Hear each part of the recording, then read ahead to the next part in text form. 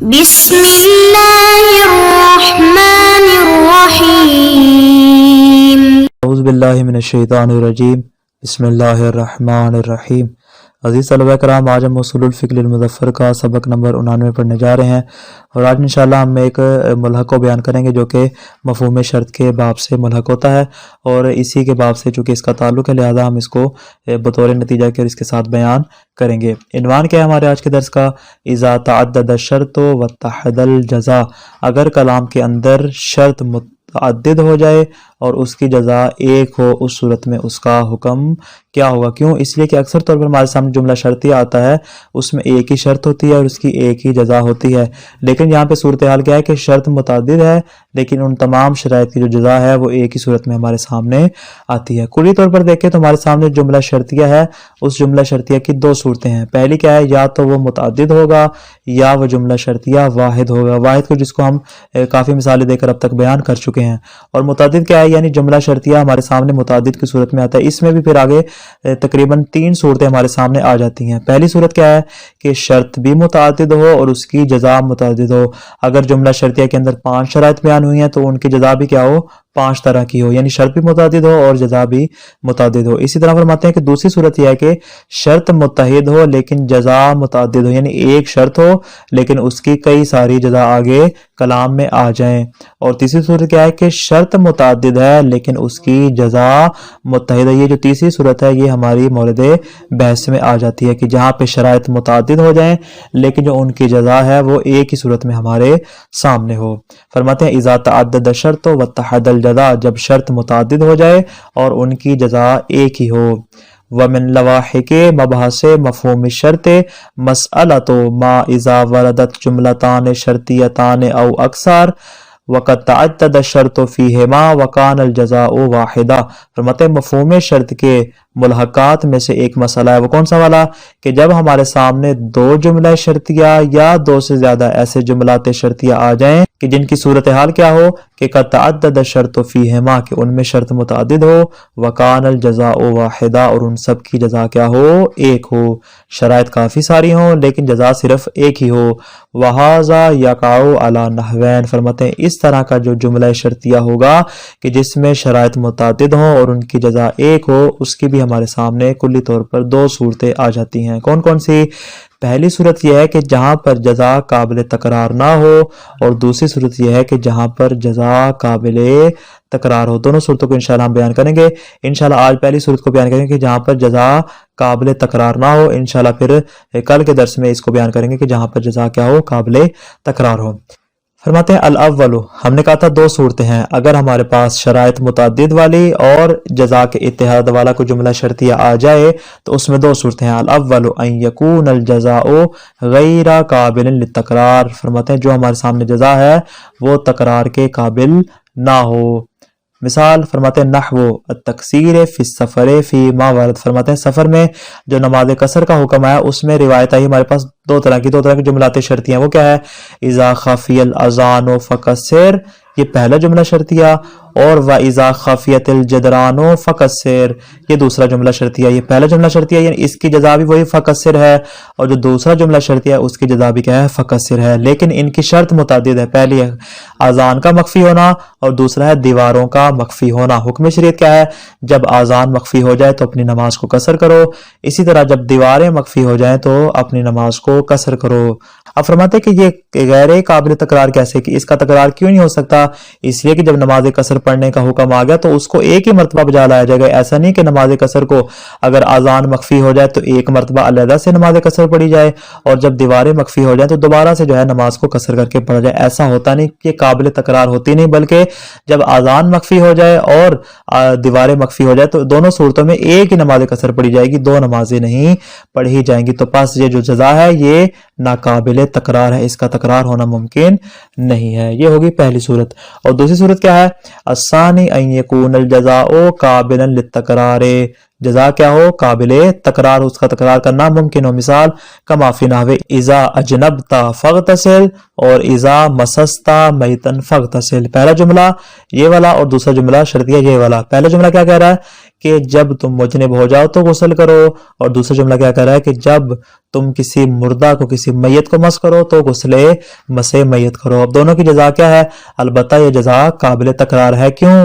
کہ آپ غسل جنابت الگ سے انجام دے سکتے ہیں اور جو غسل مس میت ہے اس کو آپ الگ سے انجام دے سکتے ہیں. یہ کیا ہے؟ قابل تکرار ہے.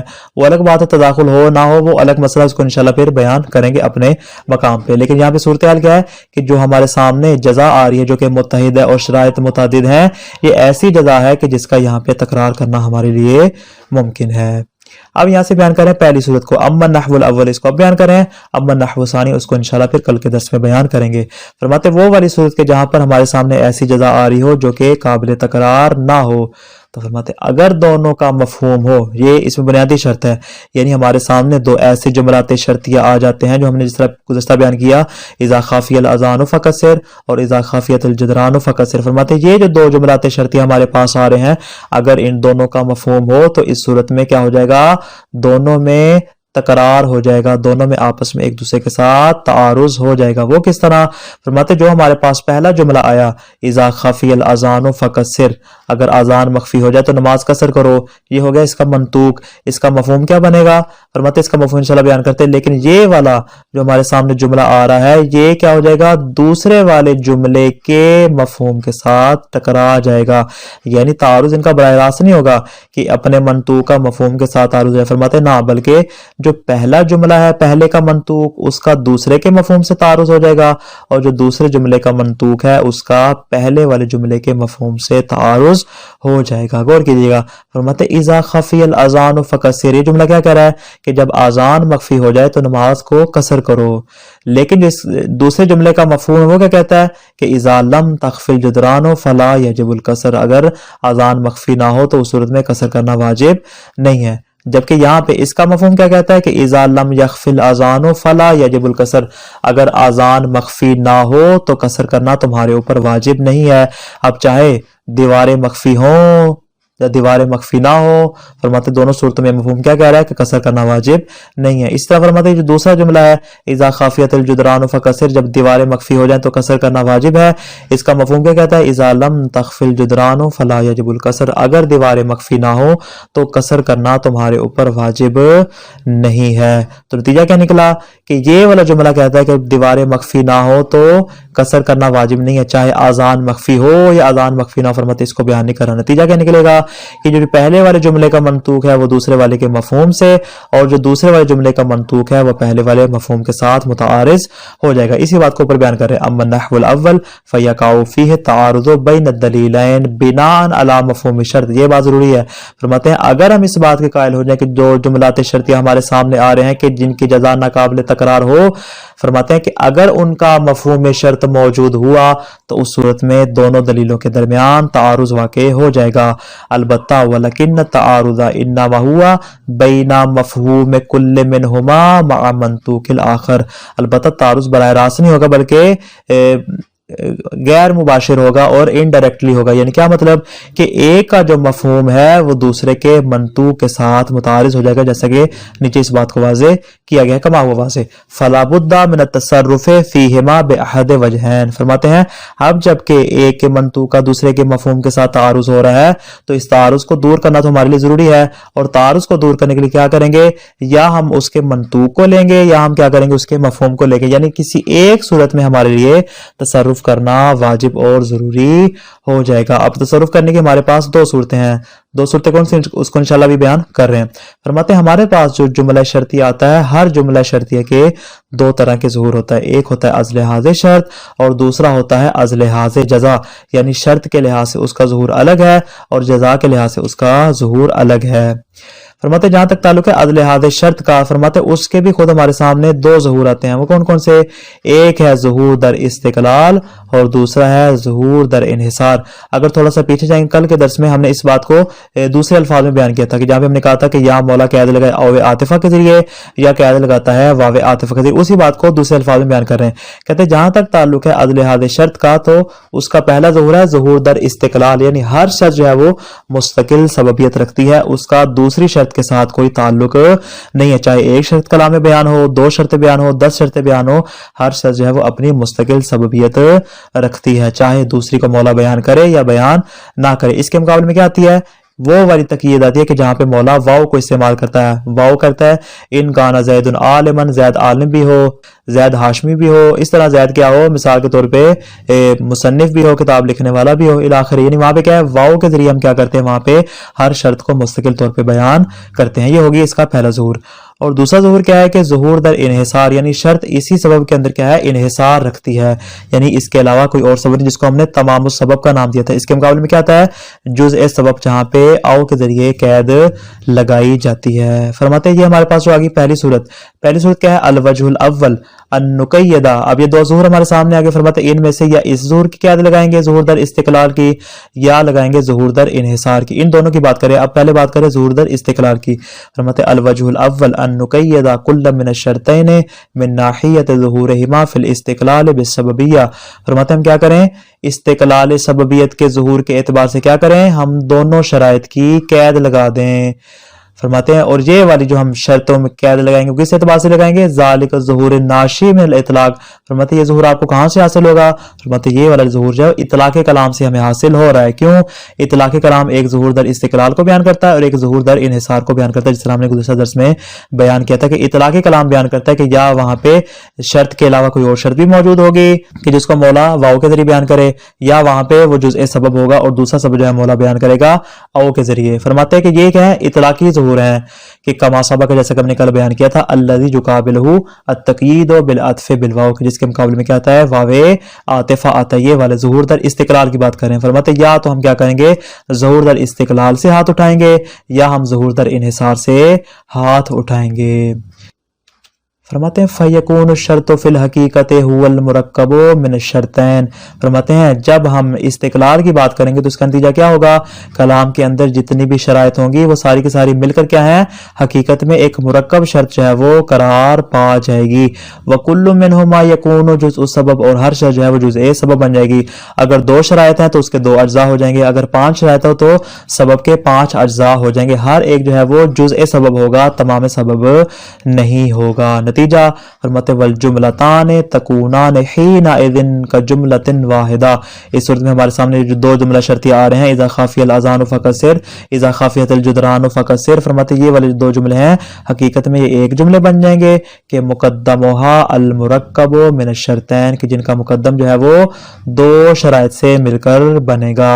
یعنی آسان الفاظ میں کیا کہیں گے ہم، یعنی دونوں جملات شرطیہ کو ملا دیں گے اور کہیں گے کہ جملہ حقیقت میں ایسے ہے، اذا خفی الاذان والجدران معا فکسر، یعنی دونوں شرائط کو ملایا اور ہم نے اس کو مرکب قرار دے دیا اور آخر میں اس کی جزا کو بیان کر دیا. جب ایک ساتھ اذان بھی مخفی ہو جائے اور دیواریں بھی مخفی ہو جائیں تو تمہارے لیے کیا ہے، نماز کو قصر کرنا واجب اور ضروری ہے. تو کیا نتیجہ نکلا، فرماتے ہیں اگر ہم تعارض کو دور کرنے کے لیے کیا کریں، اس کے استقلال والے ظہور کو عکس کریں تو اس صورت میں کیا ہوگا، یہ پھر تمام سبب نہیں ہوگا بلکہ یہ جزء سبب قرار پا جائے گا.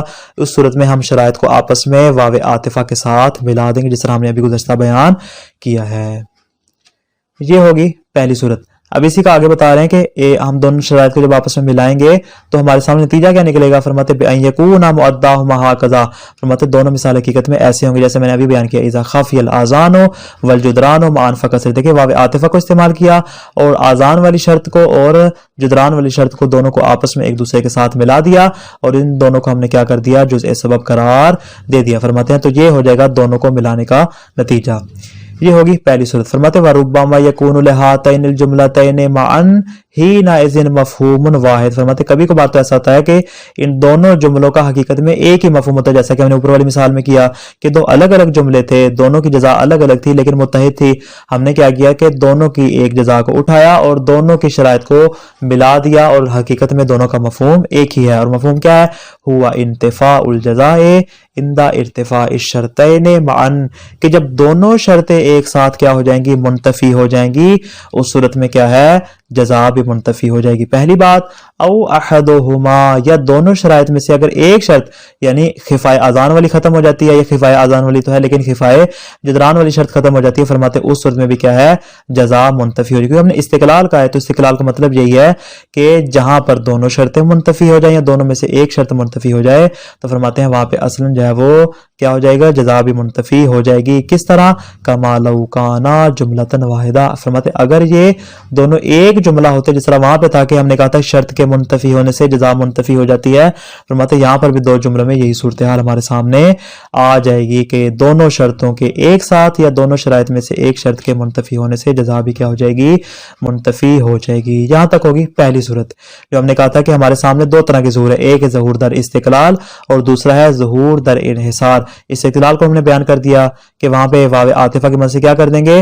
ہم اس کے جزء سبب کو بیان کر دیں گے. اب بیان کر رہے ہیں ظہور انحصار کو. فرماتے الوجہ الثانی ان نقیدہما من ناحیت ظہورہما فی الانحصار, ہم کیا کریں؟ ان کی قید لگا دیں ان کے ظہور انحصاری کے اعتبار سے.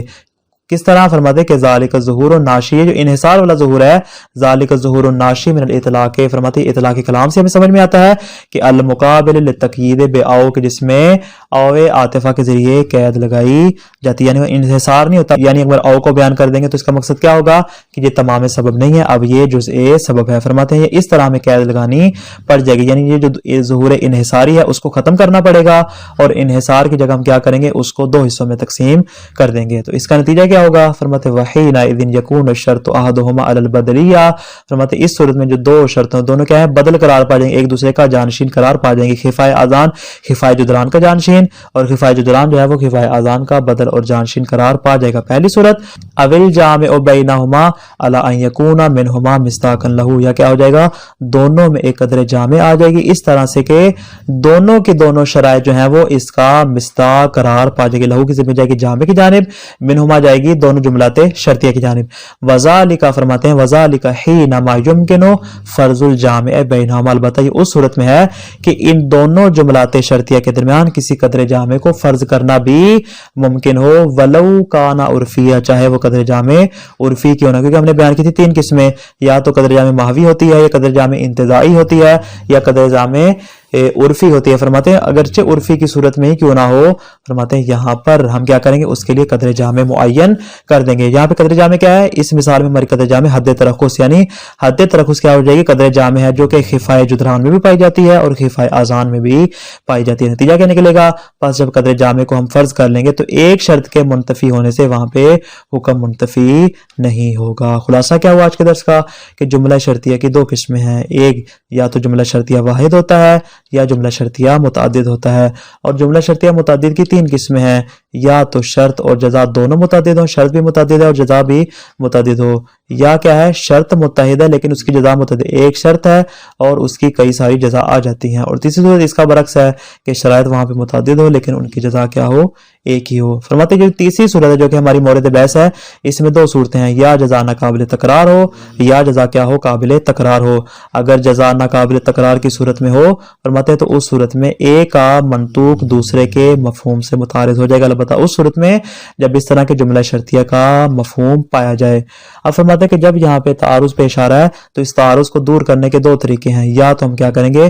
اس کے استقلال والے ظہور سے رفع ید کریں گے, یا اس کے انحصار والے ظہور سے کیا کریں گے؟ رفع ید کریں گے. فرماتے ہیں رفع ید از استقلال کی صورت میں یہ مرکب ہوگا, یعنی کیا مطلب؟ یعنی ایک شرط یا دونوں شرائط کے انتفاع سے اصلاً حکم کیا ہو جائے گا؟ منتفی ہو جائے گا. لیکن اگر ہم کیا کرتے ہیں؟ انحصار والے ظہور سے رفع ید کرتے ہیں تو فرماتے ہیں ان کے درمیان ایک قدر جامع ہوگی، اور اس کا مطلب کیا ہوگا کہ ایک انتفاع سے حکم منتفی نہیں ہوگا جب تک کہ دونوں شرائط جو ہیں وہ ایک ساتھ منتفی نہیں ہو جاتی۔ کیوں؟ اس لیے کہ ہم نے یہاں پہ جزء سبب قرار دیا، تو ایک جز کے منتفی ہونے سے حکم منتفی نہیں ہوگا، جب دونوں کے دونوں اجزاء بطور تمام سبب کے منتفی ہو جائیں گے تو اس صورت میں حکم بھی منتفی ہو جائے گا۔ والسلام علیکم ورحمۃ اللہ وبرکاتہ۔